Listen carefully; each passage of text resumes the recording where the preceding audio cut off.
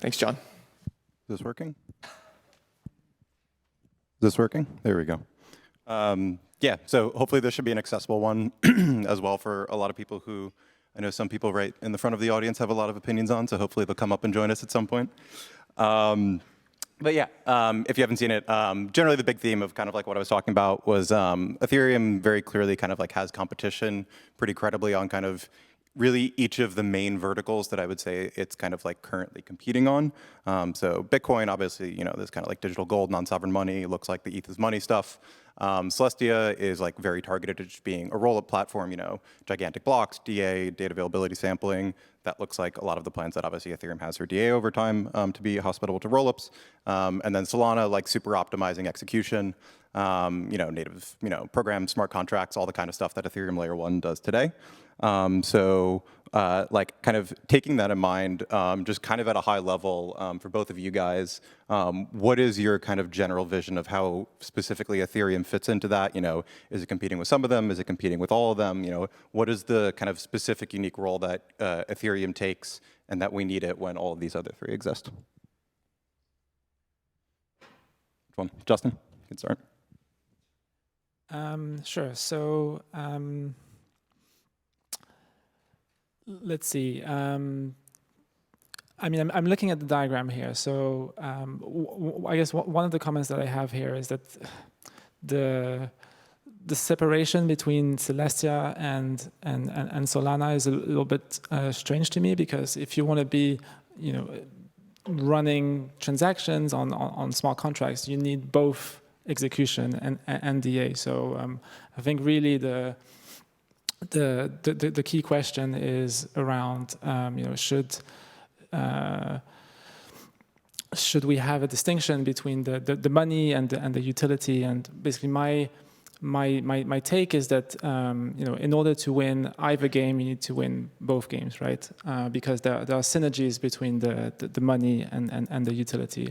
If you want to be a platform that secures hundreds of trillions of dollars, you need to have high economic security. That means kind of winning the money game and competing with Bitcoin.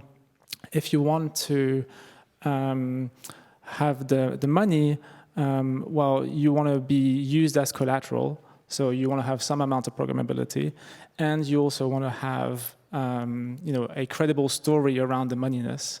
And you know, gold has these two stories that back the moneyness. One is the flows.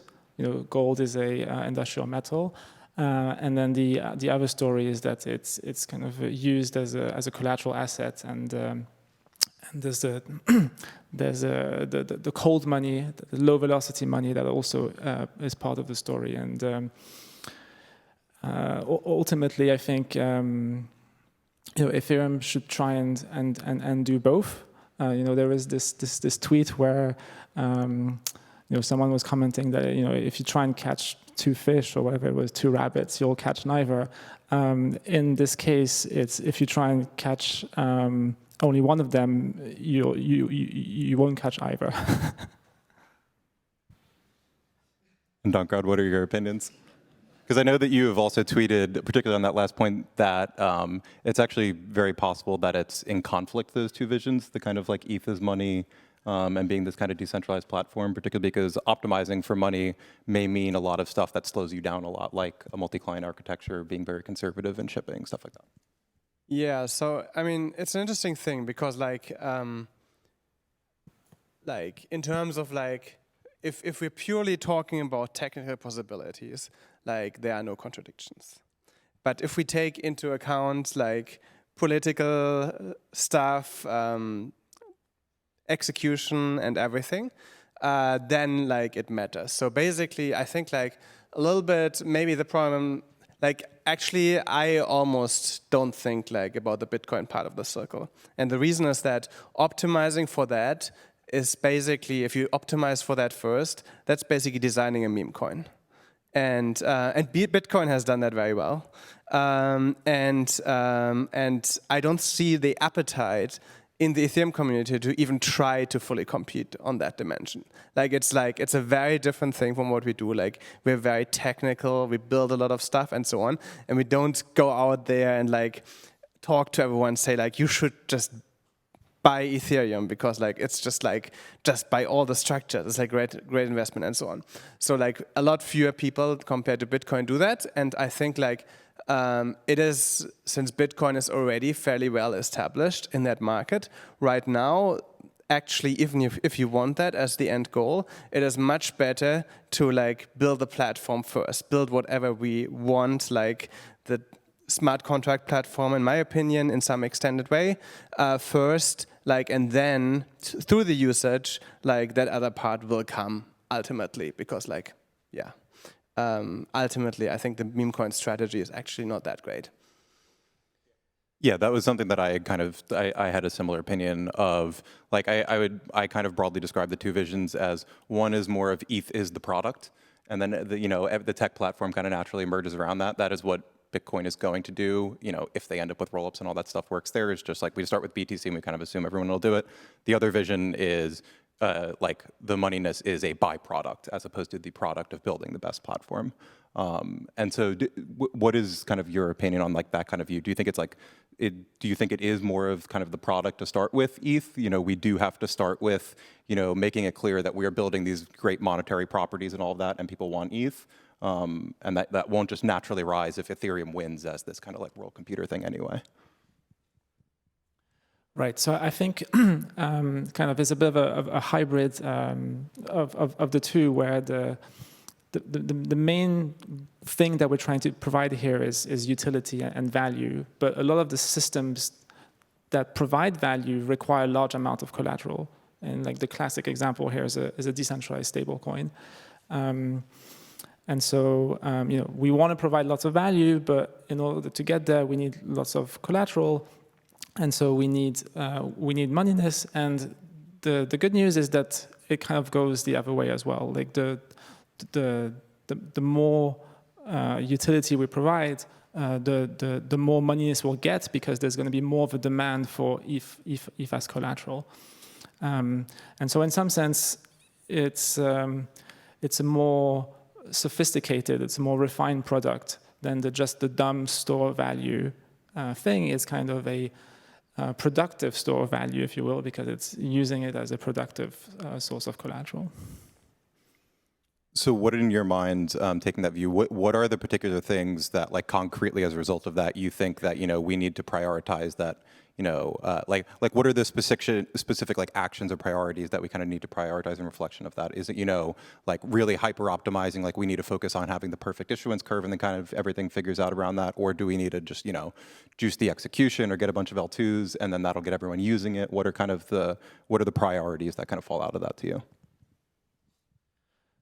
Right. So like one of my theses is that the network effects are so strong that it's winner take most. And so you need to have some sort of a strong selling point to get you to these strong network effects. And Bitcoin has a lot of super strong selling points. It's the first one, is the pristine genesis. It also has the 21 million limit. But unfortunately, it kind of trapped itself because of the ossification, which is in contradiction with two things. One is the programmability, and two is the security budget issue. So I think, unfortunately for Bitcoin, even though it had a massive head start and is doing extremely well right now, in 20 years it will be completely irrelevant. And so you need to be left with the next. The next best thing, which I guess is Ethereum right now, and you need to ask yourself, okay, what is it that we can do to basically preserve Ethereum as the leading candidate to become the internet of value? And I think one of the things that Ethereum prides itself with is maximum credible neutrality, maximum decentralization. And if you look at the roadmap, a lot of it is around trying to optimize for health. And if you look at the consensus layer specifically, it's all about eating healthy food and vegetables, right? Like we want to have inclusion lists. In some sense, inclusion lists provide almost zero utility, right? Because today there's just very, very little censorship, and the subset of applications, now that Tornado Cash is not even on is going to be removed from the OFAC list, is very, very low. So we do it because it's part of a cypherpunk ethos. We do it because it's the right thing, not because it provides immediate value. Like if you want something that's kind of immediate, then you eat a dessert, you eat sugar, and that's not what we're trying to optimize for. Now the good news is that if you want dessert, Ethereum as a whole can still provide it, but you need to go to the L2s, not to the L1. And Solana has a very succinct way of describing dessert. It's lower latency and increased throughput. So latency and throughput are the two types of desserts. And the L2s just have an architecture which will allow for just much better desserts. So the first one is latency. With pre-confirmations, we're going to have ping level latency. One of my predictions, and I'm happy to make a bet with you, is that by the end of 2025, Base will have a faster UX than Solana. Okay, you seem to agree. So, like structurally speaking, I think L2s are in a much better position to provide better dessert on latency. And then on throughput, we've already seen that in the last few years. So all of the L2s combined have 100x the throughput of L1 when you measure it in megagas per second. And you look at Solana, like they're debating a 2x increase, I think, right now of the compute. Like 2x is cute, right? But like on Ethereum, we're going to have 10x every year because we can scale horizontally in a very sustainable fashion. So ultimately, we can have both the healthy vegetables at L1 and the desserts at L2. Dankro, do you have anything on that where I can respond? Yeah, I mean, I think like it's like the interesting questions are here. Like I think like what Justin brought up, like I think the danger for Ethereum lies in exactly what you mentioned about Bitcoin. Basically, like you're saying Bitcoin has like kind of like, because of ossifying too early, will be like obsolete. And now I think like basically the thing that people are concerned about, and that is not like, it's not played out yet or anything. Like we're not talking like, I mean, I think it's wrong to talk about, oh, Ether performed a little bit worse than other assets this year, so like it's all over. That's clearly not true. Like these things play out over longer timescales. But like I think like what we are seeing is that like on certain dimensions, like Ethereum is not competing well with like newer chains that are launching, and I think like that's like where like John has done like a good work of like showing like basically the two potential contenders there. It doesn't have to be them at all, like that's not at all clear. And like, but basically what we're doing right now is we're like through like very strong ideology, sacrificing like a huge asset that Ethereum has at the moment, like a very thriving ecosystem on its own L1, and basically just like telling it to like go away, play somewhere else. And I think like that's basically kind of the biggest danger right now. And I think like we should go away from that mentality and be stronger like at executing ourselves and be like, this is actually an asset that's also worth keeping and not just like giving up. And like at the same time, so I don't think like, for example, competing with like Solana or Celestia doesn't mean we have to like be better at them on every metric or whatever metric they choose. Like that's the wrong thing. But like we have to be strong enough as a product that we're not pushing actively people away who really want to be on Ethereum right now. Yeah.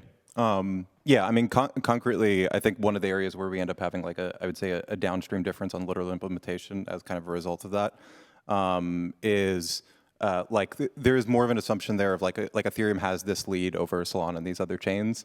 And it definitely does in some ways, but I like a lot of that is almost like market cap based. The assumption of the lead there, like if hypothetically like Sol became worth more than Ethereum, well then what would be the incentive to launch an L2 on Ethereum at that point? I should go launch it on Sol because they have the better asset, and that's only, I mean that's like a 3x right now, something in that ballpark roughly. What I actually think of as the much larger gap between the two. Is actually the L1 execution right now. That is actually the biggest area where I've seen the two gap of them, where Ethereum has a lead, not on the technical front, but on the side of the type of statistics that people like Kyle and a lot of other Solana people hate, of like TVL. It's not a perfect metric, but it actually is a very good indicative.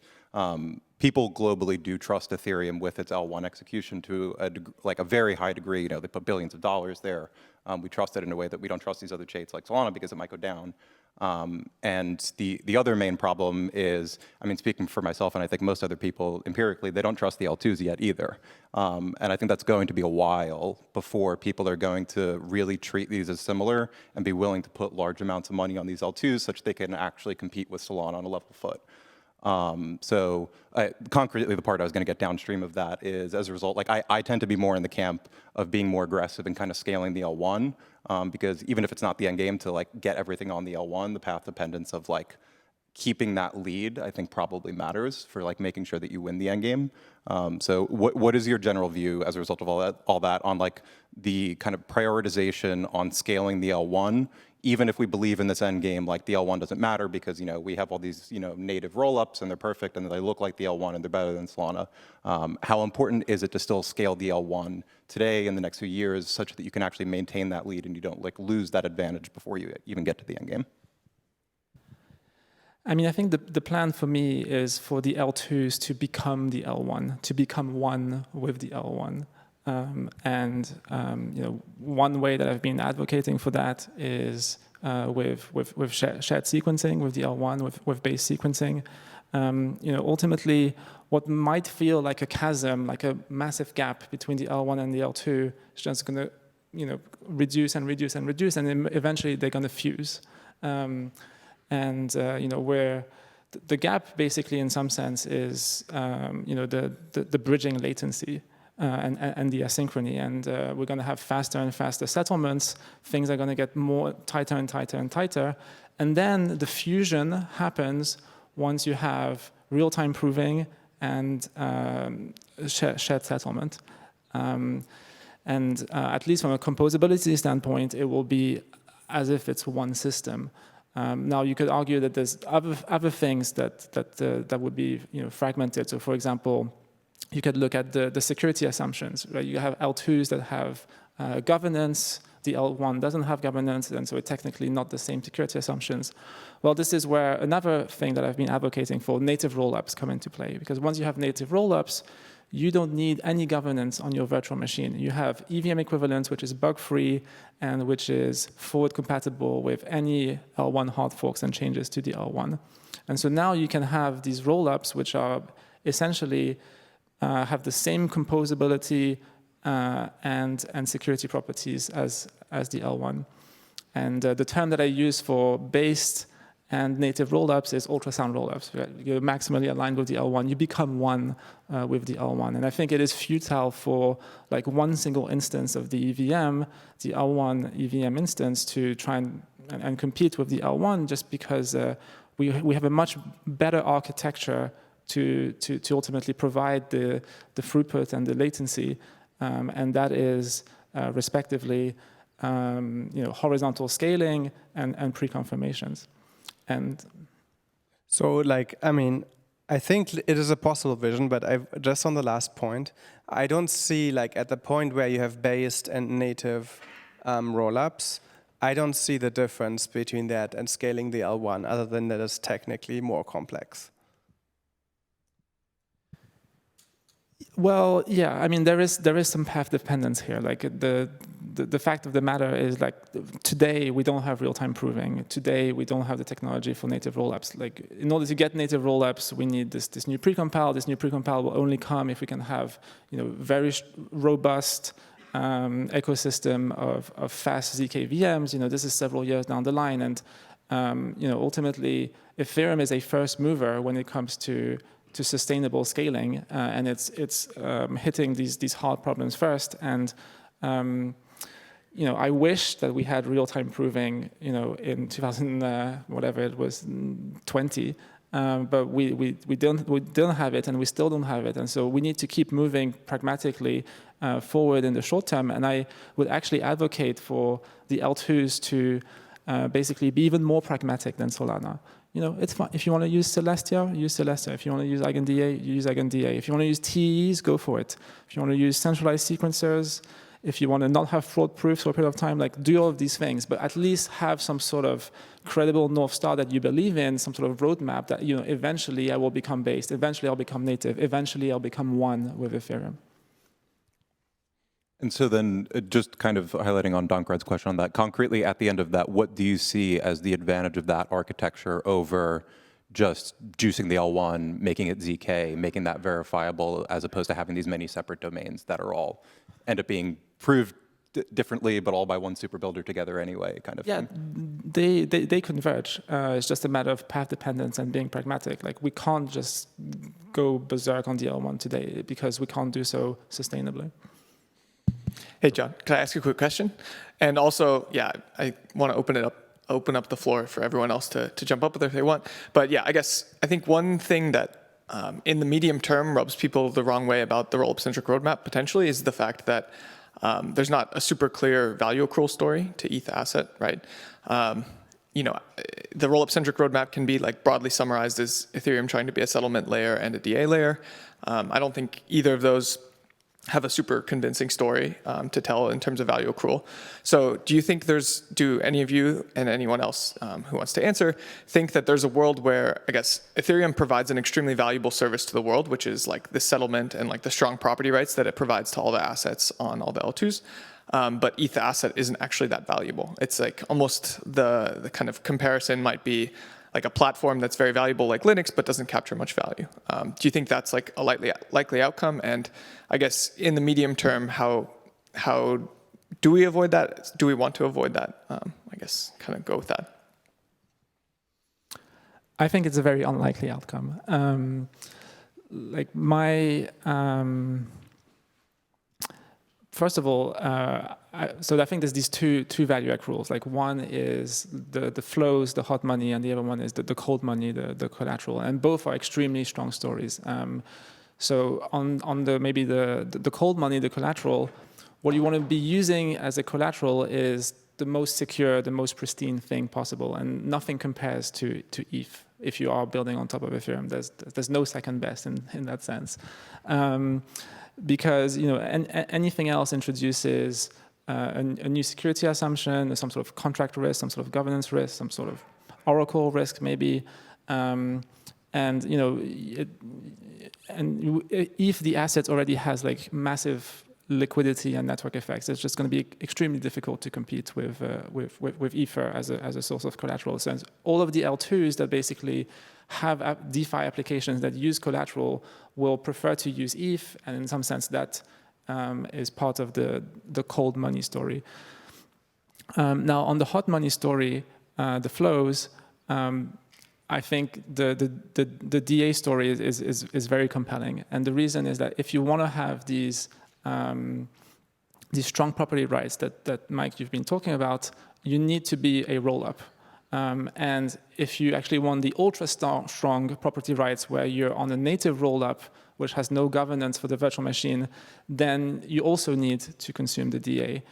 And if you want the composability, meaning that you want to be a synchronous money Lego, then you also need to use Ethereum DA, because if you use Celestia, for example, then you're inheriting an external sequencer that messes up the simple story that you have with just consuming Ethereum DA. And so I think there's going to be enormous demand for Ethereum DA, but ultimately Ethereum DA is an extremely scarce resource. Why is it a scarce resource? Because we're basing DA on validators with home internet connections, and Danksharding gives you some sort of multiplier, let's say 100x over that. And 100 home internet connections for the whole world is very little DA. So I would separate into 2 points. The first point that you had made there of like ETH is this pristine collateral, I actually definitely agree with that. And that is actually one of the reasons I disagree with you on the L1 versus L2 stuff, because it definitely is on the L1, but I would feel 1,000x safer holding USDC on an L2, because even if the bridge gets hacked and it gets screwed, USDC has my money, and there is in practice a higher risk of the bridge getting hacked today. And that's actually one of the reasons why I think it is important to scale the L1, and why empirically I think we see most of the ETH still being used on the L1 is for that reason. So I think it's important at least in the short to medium term. And then to Mike's question, I also agree that I think it's highly unlikely that Ethereum like kind of wins, we'll call it that, and becomes super like that, and that it doesn't become valuable in that world. And part of the reason why I'm also like less concerned about focusing on any of the money stuff right now is because of that. It's like kind of like if you win anyway, well then I think you're probably like if we just project the world where like let's say that Celestia is the thing that wins and like all the roll-ups end on there, well then I'm sure that in that world like Celestia would be more valuable than ETH would be in that world. So I think very practically you just kind of just gun for that end game of we want to win technologically and make sure that everything is on top of us, and then wherever the market decides to assign value between whether that's DA cash flows or execution cash flows or utility as a gas token or collateral, you know, you're probably going to win anyway. At that point, the asset. John, do you think that's true if 95 to 99% of all activity on all rollups on Celestia happens on like Coinbase rollup on Celestia? I do not. Okay, so like, I still think that TIA would be more valuable than ETH in that world, but I think that ETH would be even less valuable than TIA in that world, and base token would be worth like $1 gazillion.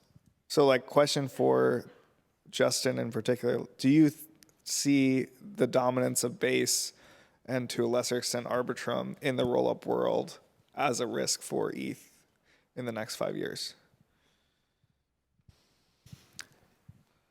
It's a good question. I mean, what I'm hoping we will see is that there will be strong network effects between coalitions of rollups, and so if you have one rollup ecosystem, whether it's Arbitrum or Base or whatever it is, that tries to single-handedly gobble up the whole market, there will be some sort of a decentralized resistance that will come forward and band together. So that basically the long tail that can see that they're going to be gobbled up, they have no choice but to band together. And so they're going to start sharing their sequencer, they're going to start sharing their liquidity. My hope is that ultimately the resistance is like going to win out on the dark force. Another way that it could play out is just that the big players decide to play nicely from the very beginning and not try to keep all of the network effects for themselves and silo themselves. I would highly encourage Base to become based, and I think it's very likely that Base would become based, partly because of the naming, but also partly because I think Base sees the incentives that if they try to gobble up all the market, then ultimately it's taking a massive risk because they will probably lose against the long tail that bands together, and even if they don't lose against the long tail that bands together, then they jeopardize the whole story around Ethereum itself, which isn't to their advantage either. But Justin, resources tend to have a Pareto distribution, and there will probably be a couple dominant rollups. Even if the long tail tries to play games, there will be a couple dominant rollups. And there's an argument that with the current path of Ethereum, you're basically sacrificing the queen of L1 execution. So what you're basically making a bet is that sacrifice to queen, L1 execution is not going to happen. It'll go to the L2s, and these L2s will be aligned enough to actually pay a fee back and do a service back to Ethereum. But that's a real gamble. So are you ready to sacrifice the queen now, or do you want to have like a call option on L1 execution, making sure that the L1 is super valuable still, so that in the case where things Pareto and these people do not play ball with Ethereum, at least you didn't break the ETH asset? I mean, I think we've already made the queen gambit. So I think we've Ether, the asset won't accrue fees from execution, and I think that's fine. Ultimately, this is a gambit for winning the bigger game, which is DA. One of the reasons why I guess maybe execution is the queen relative to DA is that execution scales very well, right? It scales horizontally very, very well, and with Snarks you can push a lot of execution on chain with a constant footprint. On the other hand, with DA, you're finally bottlenecked by basically the size of your validator set, and so past a certain limit, you can't grow, and so it's possible that the value of DA is just orders of magnitude larger than execution because it's a much scarcer resource than execution. That seems a strange argument. Yeah. I think it's pretty much the opposite, because execution is bottlenecked by the execution speed, at least, for example, for one state element, by the serial execution speed of one core. And DA is fundamentally, through DAS, almost infinitely scalable. Yeah. So you're basically saying there's these hotspots, and this is, they generate MEV, and this is where a lot of the value comes from. Well, that MEV is going to be captured by the applications either way. So it's not even something that we can dream of capturing, because it's going to go to Unichain or whatever it is. So it's not relevant to the L1 discussion, in my opinion. And also, doesn't the data today suggest that you're also wrong in a sense that the amount of people paid for execution for block space has been phenomenally large, hundreds of millions of dollars, billions of dollars, whereas for DA, Celestia made, $12,000 so far?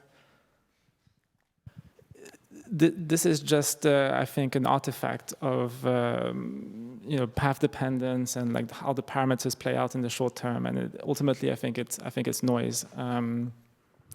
The reason why execution is making so much money today is partly because a very big component is MEV. So if you look on base, 80% is MEV.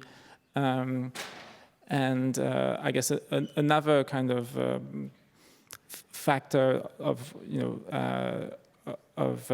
base's execution is the congestion fees, and those, I guess, are relatively low right now, just because base has a small gas limit. But as soon as it just keeps on raising the gas limit, at some point the bottleneck will be DA, and it won't be execution, right? As soon as I think you're arguing about the value accrual wrongly, because you're basically claiming the value accrues by capacity, whereas in reality it accrues by pricing power. So you don't need to ask the question, how far can we scale this? You need to ask the question, who can raise their prices without the customers going away?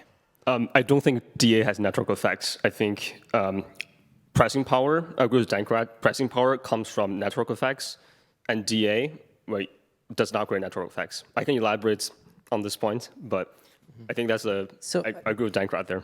Yeah, I'm just hoping I'm not taking anybody's seat, by the way. I hope it wasn't as planned. I just jumped in here. I wanted to just invite us to maybe just, I love being in this research community. We always bringing up a lot of complex asks. I feel like we just dive into such a complex detail of things that sometimes maybe we just forget about the basics. Dealing with retail almost for 3 years now, we learn a bunch of things, at least as myself, moving away from the research community and dealing with retail on a daily. I really liked your article, the way you actually wrote things, but I want us to just get back, maybe just step back and look at the basics. You mentioned network effects, Justin, and the network effects that Bitcoin, for example, has been able to capture.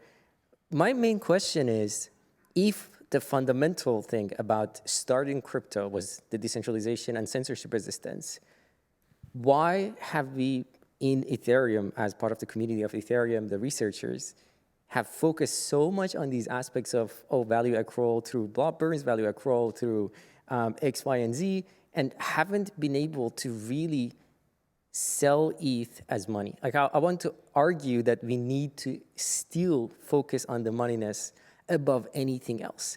And I know the roll-up centric came up, as in a point of view of retail, the roll-up centric came out, I was like, the gas fee is too high.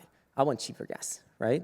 But we went down this path through the weeds, basically saying, my roll-up is better, this roll-up architecture is better, this has governance, this has not censorship, that we have lost even the path of talking about the moneyness.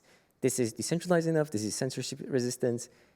I don't think we need to go out and convince people that I have this much burn on this, so it should be valued higher. It should really be valued higher because it has all those basic like crypto values to it. Maybe can we just touch on that a little bit more? Because I think our discussion is like going down the route of there's gas limits, there's all the other like complex stuff, but of course, I wanted to hear more about this.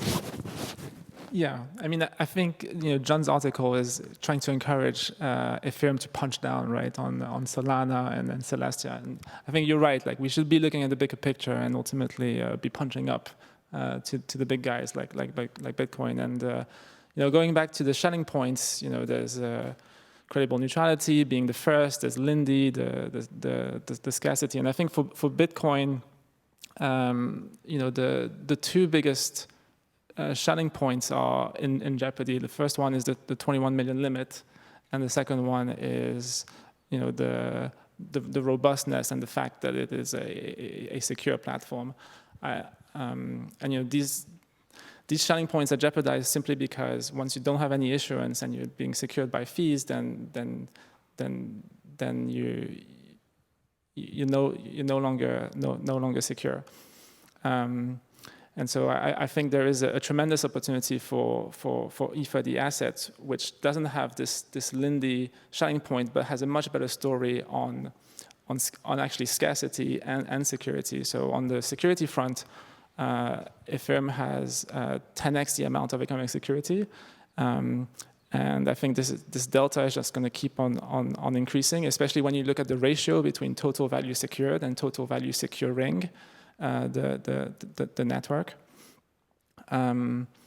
And then when it comes to scarcity, what I think will happen as soon as we have stake capping, hopefully, is that the ultrasound meme will basically come back because the burn will be so much greater than the growth in issuance. And for those who kind of think in simple terms with like, it's scarce because it has a 21 million limit, should be able to appreciate that the scarcity story for Ethereum is even stronger.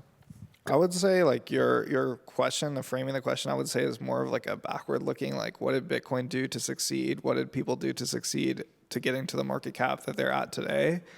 I think for a new moneyness argument for ETH, it needs to be made to the new retail of 2024 and 2025, which is no longer like the guy sitting in the basement, like, intellectually masturbating to the fact that there's only 21 million Bitcoin that can ever be in existence. And like he sees like a geometric series for the first time and just like climaxes immediately.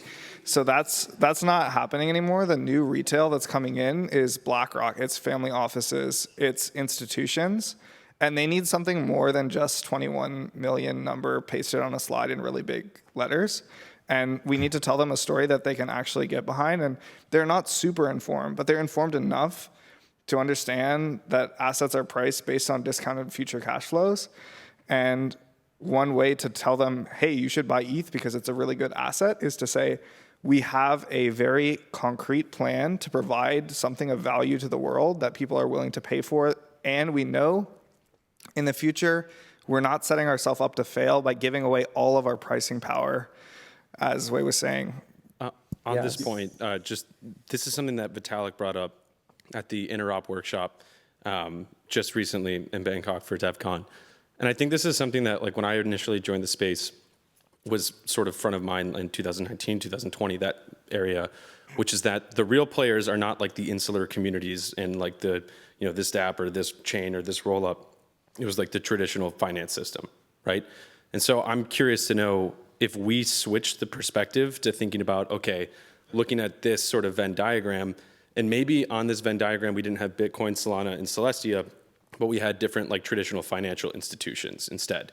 Because that's really the goal of this thing, right? It's not decentralization necessarily, it's like replacing a legacy system that is sort of, what we're trying to do. So essentially the concrete question here is if we aligned in that direction and just said, okay, forget it, pretend Solana doesn't exist, pretend Bitcoin doesn't exist, like knowing what we know now about the technology, about how people use it, what if we made the competitors that? What would change? Yeah. I think that's a fair way to ask how does crypto win, but not how to ask how does Ethereum win. Yeah. Because we can answer that question, and then Solana could just do it better if we just ignore what they're doing, and then Solana could flip Ethereum. So I concretely don't think Ethereum can operate inside of a bubble. Like it has credible competitors on everything it's doing. So I want to maybe also get back to Max's point here. Those people in basement have more ETH inflows right now in BlackRock, that more BTC inflows than they have ETH. So those guys already bought into BTC. Like, I'm looking at this on a realistic point of view. You cannot go to BlackRock office and say, I have this much blob burn, and it's going to become this much value accrual to ETH. I'm not saying through the point of view of we should follow on the path of BTC did so well or any of that, but I'm just saying that the path that we're taking now is not going to get us anywhere, including that going to BlackRock and say, I have 72 rollups, and they're so good, they're going to burn a lot of like blobs, and you're going to make a lot of money if you buy ETH today. That is not going to be sold to a BlackRock or other ones. I'm just saying to go back to more of a fundamental aspect of things, to be able to create moneyness around the value of ETH itself. But of course, like, institutions need to, I don't think they need to see a new thing per se. They just need to see what is the value of this thing called ETH, beyond just like going down the complex route of I do this, I do that, and I have this much gas limit. Can I make one forward-looking point? I think I agree. You know, platforms is what's going to be valuable long-term if we really look into the future, 5-10 years down the line. And I would challenge this diagram a little bit, right? So the first point I'm going to make is if you consider smart contract platforms versus rollup platforms, there's actually a spectrum in between. As Justin alluded to, base rollups actually uses the L1 for sequencing, right? And we'll have smart contract applications that uses Optimus sequencer. So there's actually a spectrum of different types of applications. And diagrams have areas in between the two ends. Yes, and so really, you know, we're talking about application platforms after all. Ethereum has been the strongest application platform in terms of network effects up until the L1 started to have congestion, right? And I think really the core problem is the rollup-centric roadmap really didn't consider what is a network effect that the Ethereum L1 is going to provide for its L2s. And the second point I'm going to make is, by way of analogy, I think if you look at 2017, ICO and DeFi Summer 2020, we had an ERC called ERC20 that really, it's a smart contract interface standard that really enabled interoperability between different diverse set of stakeholders using the same standards. And second, if you look at NFT, right, that era, it was also because of ERC 721 and 1155. We had a lot of diverse activity going on. We have the same thing in L2s today, but without a strong interoperability standard. That's a food for thought. I'm going to leave everyone on the panel. I think that's really the question. Is we're building application platforms that needs to horizontally scale, and how do we build a platform that has pricing power from its network effects? And what are those network effects? And just to add to that, when it comes to network effects, we need the L1 to be as strong as possible by some definition. And we operate in a proof of stake framework where the L1, the big value prop is that it is the most secure, credibly neutral base layer to do stuff. But all that security is a function of the price of Ethereum, right? Like the economic security of Ethereum is completely tied to the price of the asset. So when we're having all these conversations, we have to ask ourselves, right, if the product we're selling is a secure base layer and the security comes from an asset, why is that asset valuable? Is it because of the fees from L1 execution? Is it from the fees from settlement? Is it from DA fees? Is it because of its money? But we need to answer that question today or in the next week or a couple of weeks, maybe not at this panel exactly, but we need to settle on that answer because then you have to align the roadmap around that. And you have to align the community around that's the North Star. Because it's really hard to live in this fractured world where I don't know why is Ethereum valuable? What's the direction of it? And each kind of direction of the roadmap is making a different trade-off, right? If the goal is for pushing sacrifice to queen, push all execution to the L2s, and you want the L1 to be the most amazing interop layer, and that might have different design choices than if you don't want to sacrifice to queen and have all valuable DeFi on the L1. And there's different, the roadmap looks different, so contingent on the fact that we want the base layer to be as strong as possible and have network effects, and we understand that those network effects are a function of the token price, we have to acknowledge like what is it about the token that makes it valuable and optimize for that. And it's very hard to optimize for all four of those things. Can I say, like, there are three things up on the slide. There's money, there's roll-up platform, which is basically DA, and then there's execution, which is smart contract platform.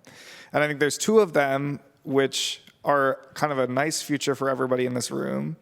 And if we decide that the really, really important thing for ETH to focus on is basically making a good money, then what we should all go home. Justin should get out his phone and record a little TikTok dance about ETH is money. And that would be like literally the best use of his time. And it would be much more impactful than any of the research that anybody in this room has done. And, you know, we can go home and invest in ETH, and Justin will do some more TikTok dances and the price will go up.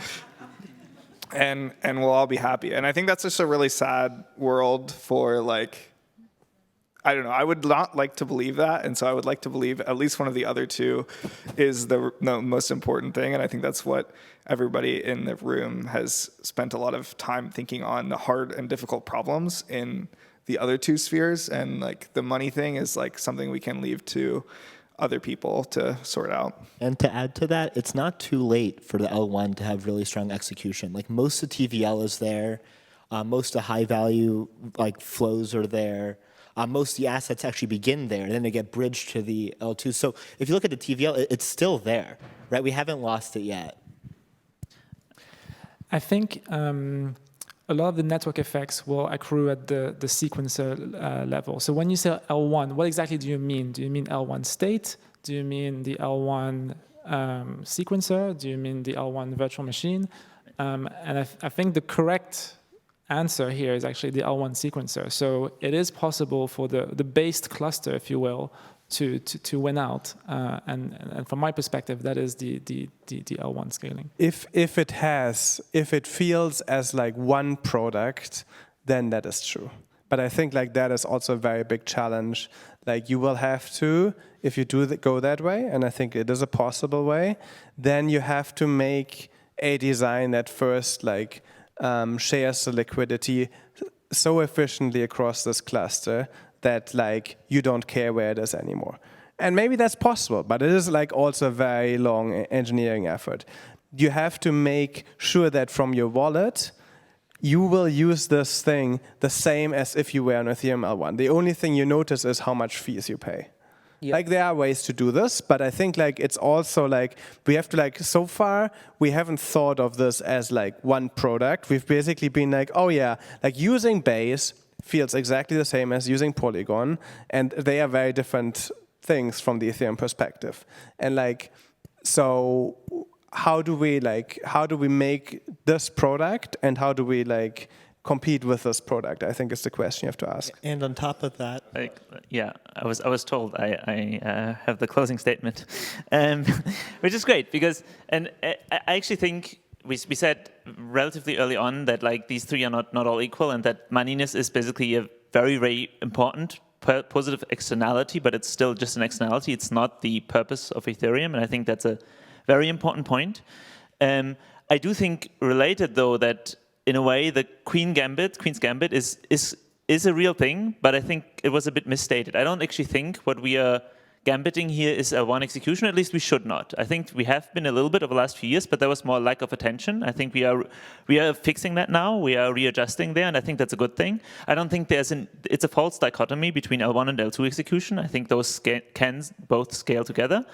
The real Queen's Gambit to me is the value accrual. It's a bit of a trust fall for Ethereum. We are just saying, hey, on the technical side, Ethereum is always led by the technical, like first principles thinking. And on the technical side, the rollup architecture is the right way to scale. I think Justin said it really well. Horizontal scaling, it is ultimately the right way. I think if we do nothing, then 10 years from now, 5 years from now, Solana probably iterates its way to the exact same outcome.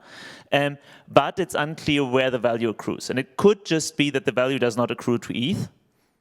I don't think it's a huge risk, but it's a possible risk. And so this is the real Queen's Gambit. We are basically putting the position of ETH at risk, but I think on the technical side, we are on the right path. We are winning, and I think the Ethereum story is always about getting the technical architecture right, because at the end of the day, what really matters is that the end result, the internet of value is built on the right architecture. And I think Ethereum is on the right path towards ensuring that, and then we have to see what that means for ETH.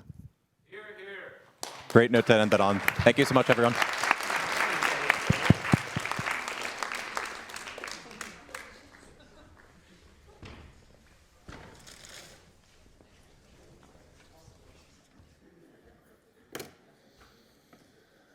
All right, normally at the end of the conference is the lowest energy part of a conference, so very great to see such high energy after the 2 full days.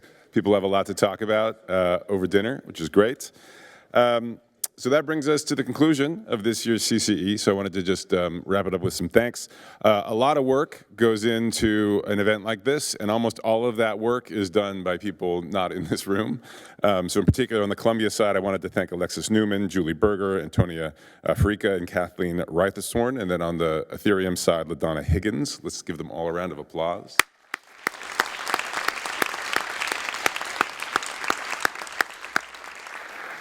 They've really done a ton of work over the last several months. I also want to thank the Columbia Business School and the Engineering School for their support, the venue and the AV team and everyone else here that makes this such a great event. Thanks so much, everybody. We also had a number of student volunteers. You saw them at the check-in desk. I want to thank them as well. Obviously, thanks to all of you for coming. Hope to see all of you in 2025, perhaps at the TLDR conference in May. Or perhaps at the 4th edition of CCE next year. So thanks so much, everyone. Have a good evening.